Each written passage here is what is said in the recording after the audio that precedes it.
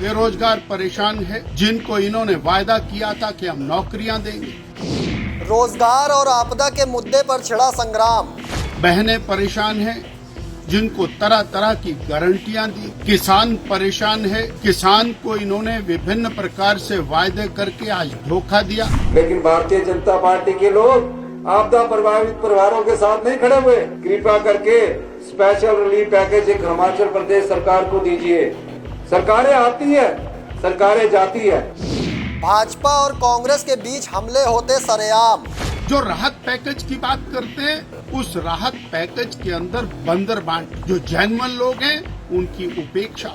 ये लोग राजनीति करते रहे, कोई भी केंद्र सरकार ने हमें स्पेशल रिलीफ पैकेज नहीं दिया। लोकसभा चुनाव में सांसदों से जनता पूछेगी सवाल। उसके बाद प्रकृति भी नाराज है, जो बरसात नहीं कर रही। एक साल के अंदर एक भी काम किया हिमाचल की जनता के लिए? भारतीय जनता पार्टी का एक भी सांसद देख लीजिए, 3 सांसद है इनके। किसी ने कभी गृह मंत्री के पास, अमित शाह जी के पास ये अनुरोध किया हो कि कृपया करके आपदा प्रभावित परिवारों के लिए आप स्पेशल रिलीफ पैकेज दीजिए? या सरकार की गारंटियों का होगा हिसाब? नमस्कार दोस्तों, आप देख रहे हैं समाचार फर्स्ट टू द पॉइंट। मैं हूं आपके साथ बालकृष्ण। लोकसभा चुनाव से पहले भाजपा और कांग्रेस के बीच तीखे हमले हो रहे हैं। दोनों ही पार्टियों ने अपना एजेंडा सेट कर दिया, साथ ही मुद्दे भी तय हो चुके हैं। कांग्रेस की तरफ से मुख्यमंत्री ठाकुर सुखविंदर सिंह सुक्खू ही फिलहाल अभी मैदान में दिख रहे हैं, लेकिन भाजपा की पूरी टीम रोजाना अलग अलग मुद्दों के जरिए सुक्खू सरकार को घेरने का काम कर रही है। जहां एक ओर भाजपा सरकार की गारंटियों पर सवाल पूछ रही है, तो वहीं दूसरी ओर कांग्रेस आपदा में स्पेशल आर्थिक पैकेज के मुद्दे को भुनाने में जुटी है। मतलब साफ है कि दोनों ही राजनीतिक दलों ने अपने अपने मुद्दे तय कर लिए हैं। कभी भाजपा धर्मशाला में सीयू का मुद्दा उठाकर प्रदर्शन करती है, तो कभी नेता प्रतिपक्ष जयराम ठाकुर सरकार से विधायक निधि को लेकर सवाल करते हैं। तो वहीं अब भाजपा प्रदेश अध्यक्ष डॉक्टर राजीव बिंदल ने सरकार से रोजगार, किसान और आर्थिक पैकेज को लेकर सवाल कर दिए हैं। आप एक बार सुनिए। बेरोजगार परेशान है, जिनको इन्होंने वायदा किया था कि हम नौकरियां देंगे।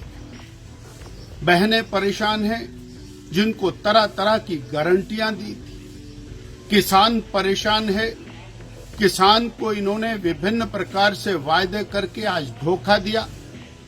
उसके बाद प्रकृति भी नाराज है, जो बरसात नहीं कर रही।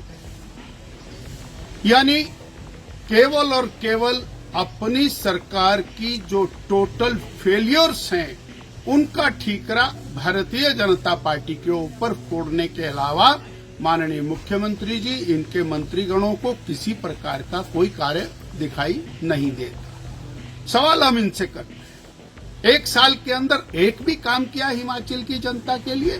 तो वो इन्हें बताना चाहिए। जो राहत पैकेज की बात करते हैं, उस राहत पैकेज के अंदर बंदर बांट हो रही। जो जेन्युइन लोग हैं उनकी उपेक्षा हो रही और केंद्र सरकार के पैसे से वो सारी राहत वो दी जा रही है। प्रदेश की सरकार केवल और केवल अपना लेबल लगा रही है और केवल उसके ऊपर राजनीति करने का प्रयास कर रही है।